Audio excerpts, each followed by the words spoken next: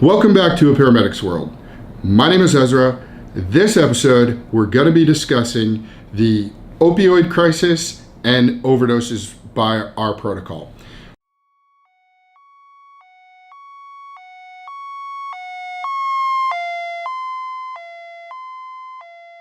To understand is that the federal government, the state of Florida, and Broward County have declared state of emergencies and epidemics when it comes to the opioid crisis in this country. There are regions who have been hit especially hard by this, Florida being one of them, but certainly there are other states who have experienced this epidemic as well in their local area.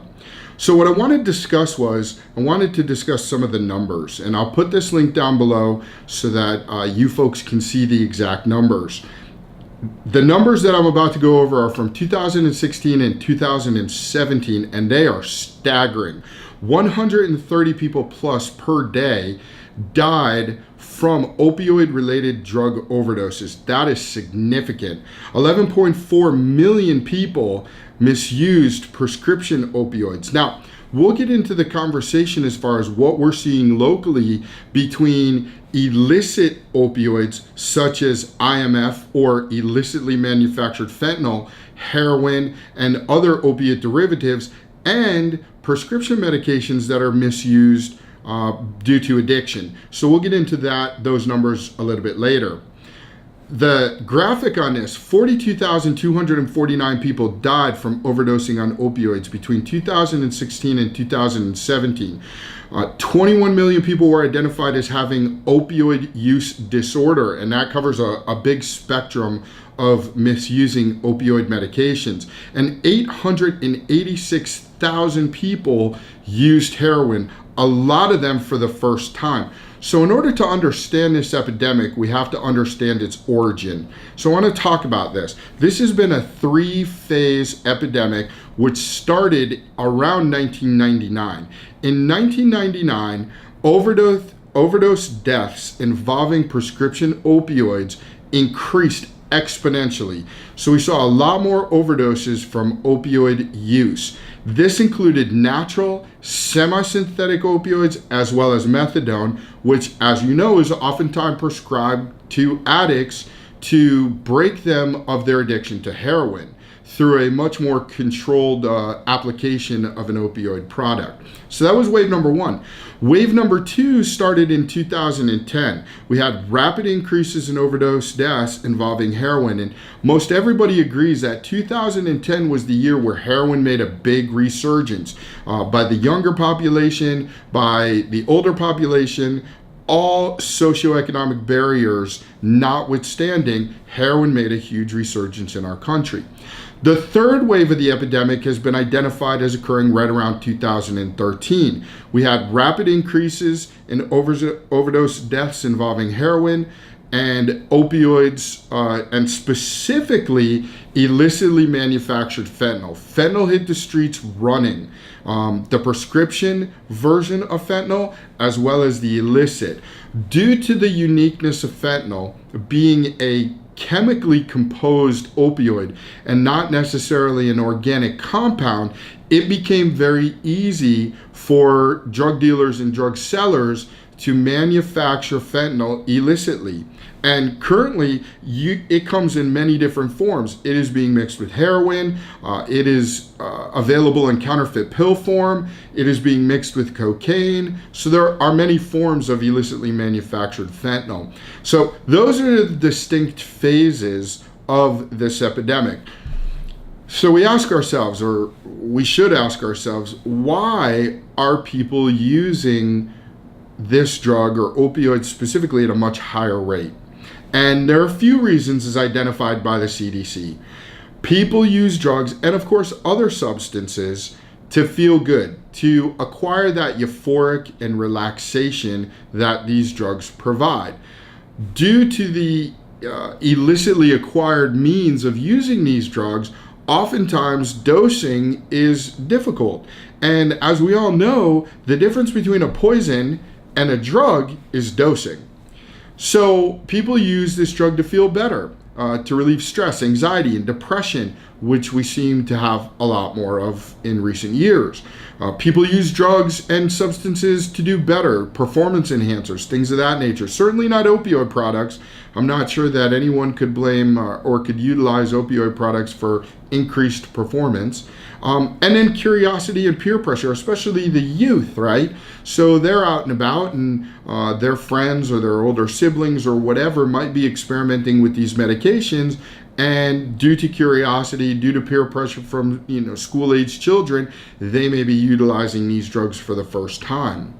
So what are some contributing factors to addiction? And this is addiction as a whole, not just addiction to opioid products. Well, some of the factors are biological and genetic. 40 to 60% of an individual's vulnerability to addiction is due to their biology and their genetics.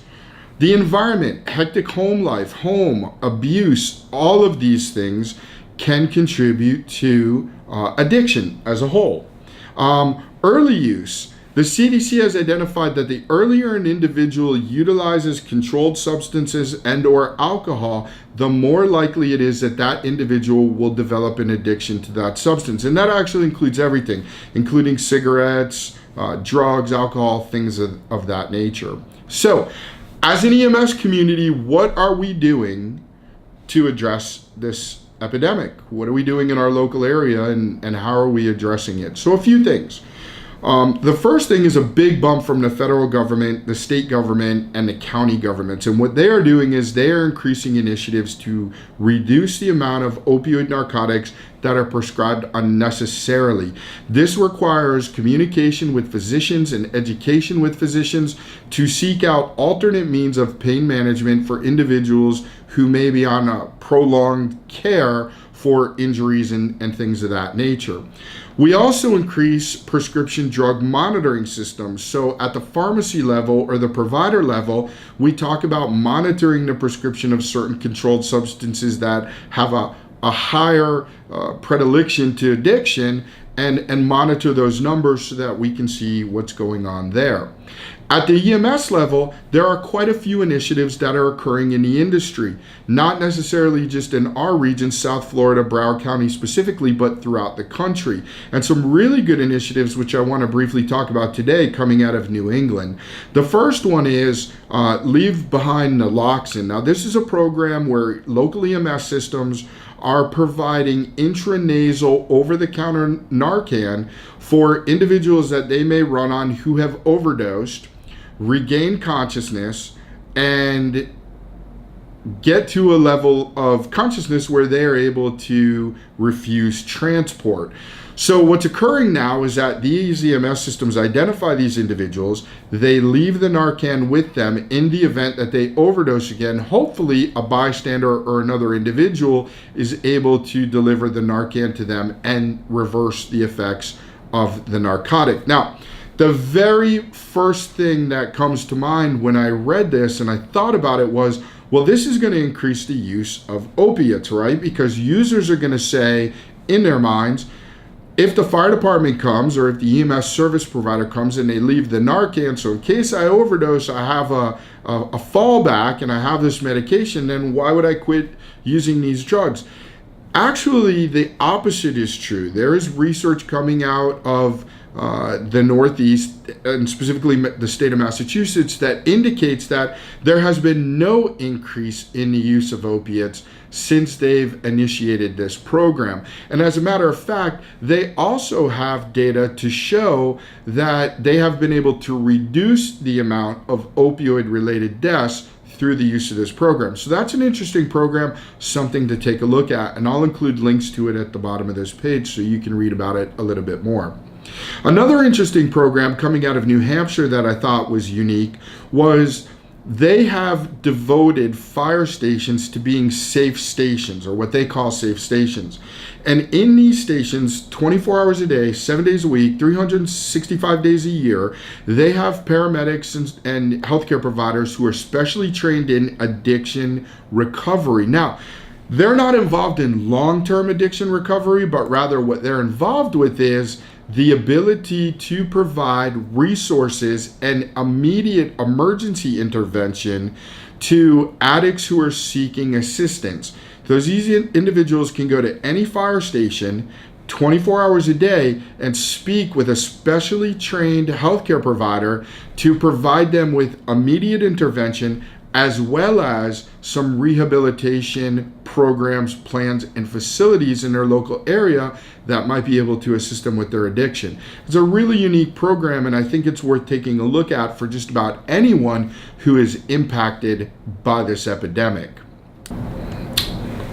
All right, so jumping right back into it, locally here in Broward County, as we've stated in prior videos, we follow the Greater Broward EMS Medical Director's protocols. And currently, those protocols for opiate overdoses are this.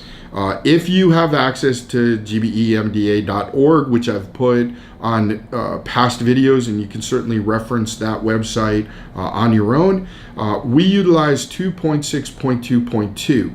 This is the opioid and narcotic overdose protocol. So the very first thing, the general guidelines are, we need to identify the signs and symptoms of an opioid and narcotic overdose. Those include altered mental status, respiratory depression, constricted pupils, hypotension, bradycardia, coma, any alteration of mentation, an obtunded patient, right? Those are pretty obvious.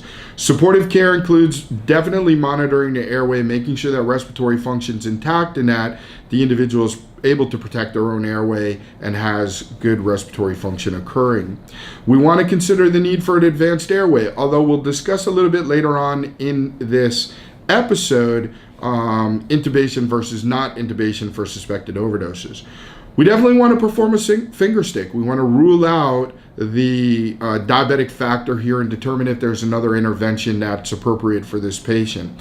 And then, having done all that, we want to turn to Narcan. Now, we have had discussions internally about whether or not Narcan is appropriate to give just for the individual who's experiencing respiratory compromise, or for anyone who is altered due to a potential overdose of an opioid. And I believe what we have come to is that an unconscious individual who's hemodynamically is stable and has intact respiratory drive really doesn't need Narcan at this point. They need to be monitored, they need to be assessed. We're going to do the big three, O2 IV, EKG, and a finger stick. We're going to continue to monitor them and transport them to the hospital. However, anybody with any level of respiratory compromise definitely needs to have Narcan. We currently deliver it at a 0.4 milligram increment until we get the respiratory response that we need. Now, understanding that, it's important to understand that with the use of synthetic opioid derivatives such as fentanyl,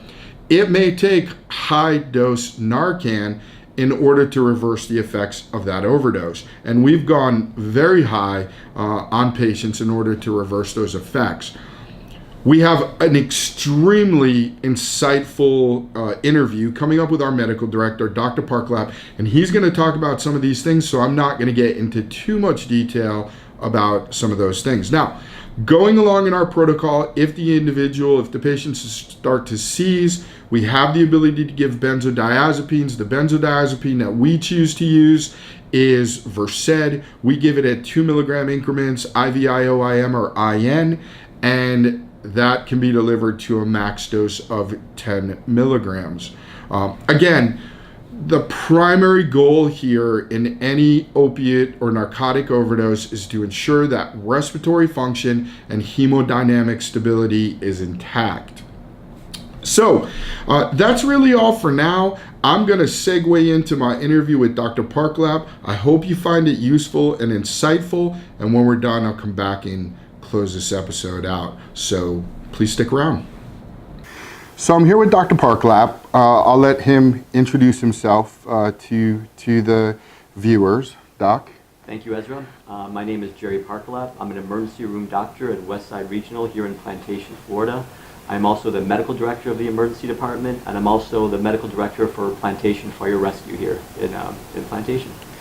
So moving along on the topic of this episode, talking about the opioid epidemic, and specifically narcotic overdoses, from your perspective, Doc, what type of impact do you see in the ER over the last year or so with an increase or a decrease, or what have you seen related to this epidemic in the ER? Sure. In the past 5 years, we've seen a dramatic increase in opiate-related visits to the emergency department, and specifically opiate-related deaths. The state of Florida a few years ago actually, created a state of emergency regarding the opiate epidemic. They noticed, as we've noticed here in South Florida especially, that a growing number of people are dying from opiate overdoses. We had the problem for years, but over the past couple of years, it's gotten much, much worse. And the drugs have gotten much worse. What typically was just an overdose that may have required some Narcan observation have resulted in deaths now. The opiates out there are stronger, they last longer, and they're harder to reverse. Opiate overdoses are one of the leading causes of deaths in the younger population. And again, it's hit us especially hard in South Florida. Unfortunately, we're kind of a capital for this type of problem. So Doc, in your experience and what you see, do you see more overdoses from the standard opiates like heroin and the street drugs, or are you seeing prescription opioids as part of the problem as well? And if you have those figures or ballpark, what would you put a percentage on for illicit versus prescription? Sure. In the emergency department, we rarely see the prescription opiate problem come in. Those patients, obviously, they may have addictions, they may have lots of issues, but they rarely come in overdoses. Those are prescribed amounts, and even taken double or triple rarely puts you in a position of overdose. The vast majority, I would guess 75% plus, are from illicit opiate use. It's the drugs bought on the street. And the reason for it is the unpredictability of it. We all know how much oxycodone's in a Percocet, and you can take a lot before you actually overdose. When you buy an opiate on the street, you have no idea what's in it, what type of opiate's in it, what the concentration is. And unfortunately, some of these people who are addicted, they want to get the strongest thing they can get on the street. They look forward to it. If they heard that someone got some opiates from this dealer and they overdosed, that's a positive thing in their ears. That's very sad, but it's true. So again, the vast majority in the ER are from street use opiates. So Doc, if we were to project the top 3 most important assessments or observations or even interventions that the pre-hospital provider could intervene with, what would those top 3 things be? What would your message Sure. to EMS providers be? Sure. I think the first thing to realize is we see the majority of opiate use are in the younger population, but it can happen to anyone. I've seen it in the elderly, 70, 80 years old, and I've seen it as young as 10, 12 years old. So we can't just say this is a problem just with young adults.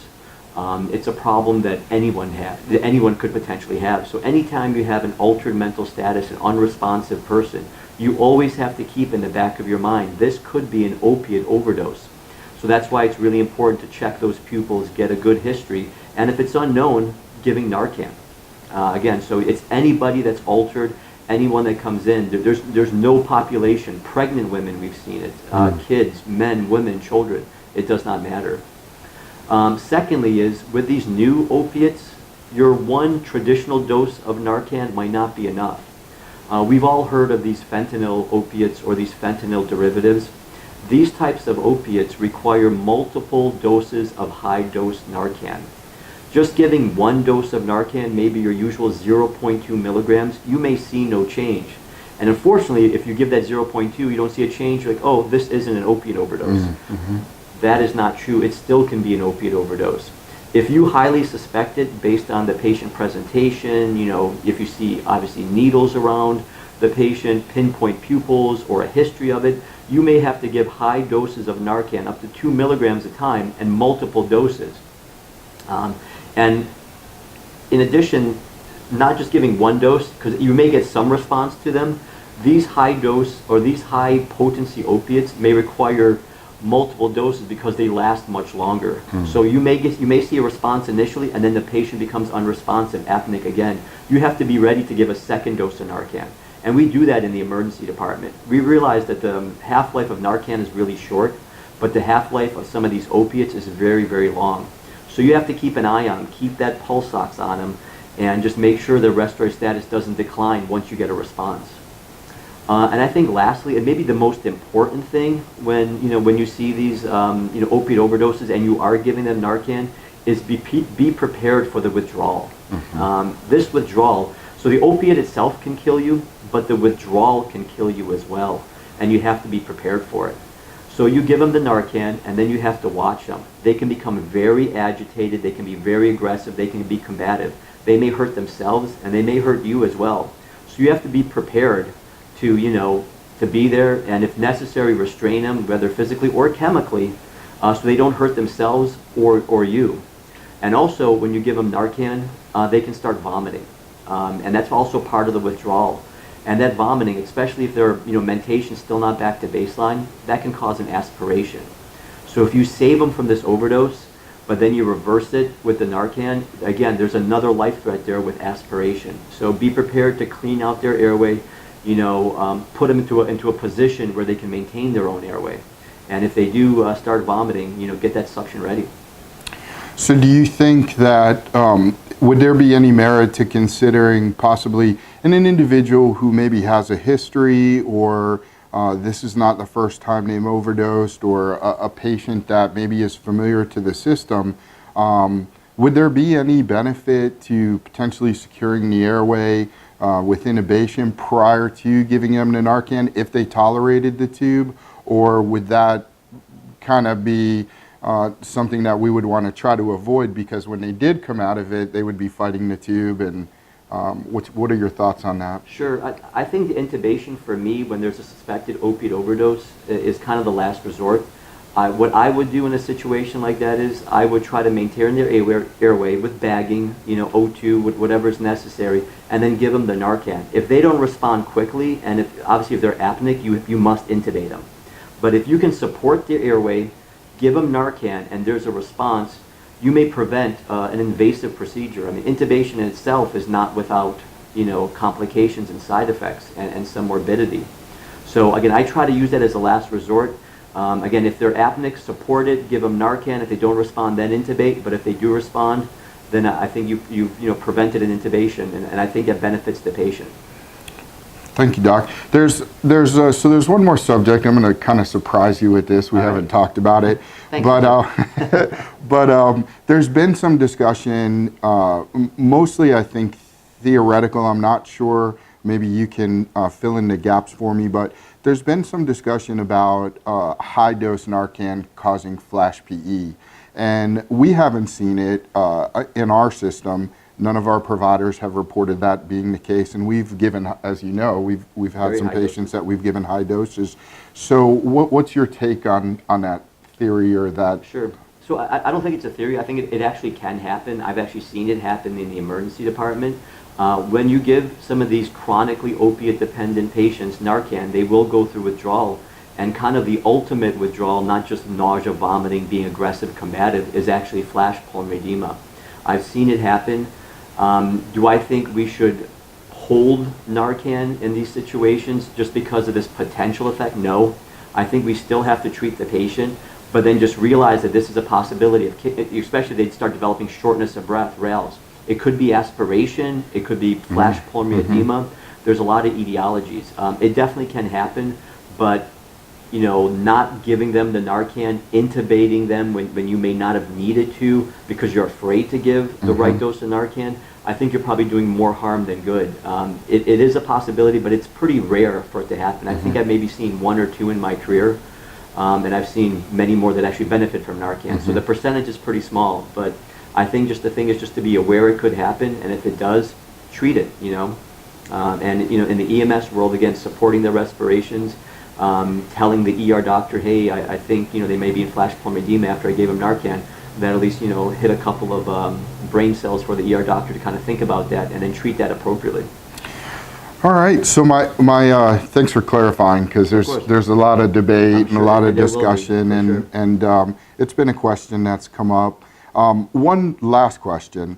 As far as we have conversations amongst ourselves in the system, in our department, And there's a split train of thought on low level or mild overdoses. In other words, the patient's mentation is affected, but their airway isn't compromised. Sure. And so the discussion has been that, oftentimes we look at giving Narcan to Make a diagnosis. right, Almost, yeah. right. So what are your thoughts on maybe having someone who's a suspected overdose, but hemodynamically stable, respiratory system's intact, and withholding the Narcan as a diagnostic tool and transporting them to the ER and having Sure. more definitive assessment done?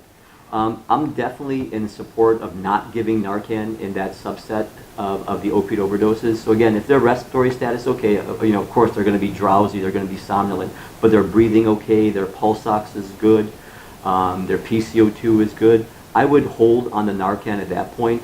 Giving them Narcan, you're only going to invite trouble. They're going to go through withdrawal. They're going to become agitated. You've got this nice, calm patient who's, maybe a little somnolent, but their respiratory status is intact. And then you turn them into a combative, agitated patient in the back of your truck, and they're going to hurt someone else or hurt themselves. So in those scenarios, I probably would hold the Narcan. Okay. That's my personal belief, at least. Okay. I tend to agree with you. So Yeah. I think that, Less is more. yeah, definitely. Well, thank you, Dr. Parklap, for coming in. We certainly appreciate your time and your expertise. Thank you, Ezra. And we hope to see you in other episodes. Of course. But that's all for now. Thank you. All right, see you. All right. Hope you found this episode useful, maybe insightful, maybe you gained some more information. Certainly leave your comments down below. Like and subscribe to our page. And if you have any conversation, please send it and put it in the comment section of this video. Thank you very much for tuning in. Take care and be safe out there. And we'll see you again soon. Bye-bye. Is it taking over?